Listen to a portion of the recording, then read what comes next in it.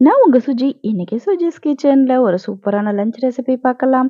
Hariyali veg கிரேவிங்க. இந்த gravy செய்றதுக்கு 1 table spoon கடாயில ஆயில் விட்டுட்டு, அது கூடவே 2 வெங்காயம், 1 டேபிள் ஸ்பூன் இஞ்சி பூண்டு பேஸ்ட் நல்லா போட்டு வதக்கிக்கலாம். கருவேப்பிலை சேர்த்து வதக்கிக்கலாம்.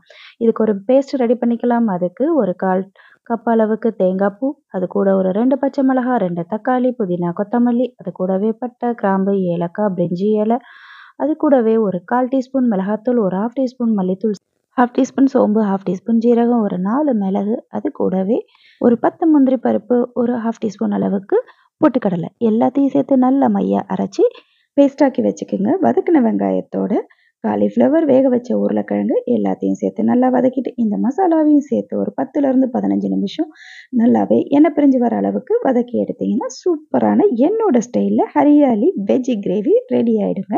ஹரியாலி சிக்கன் போலவே ஹரியாலி வெஜ் கிரேவியும் அட்டகாசமாக இருக்குங்க.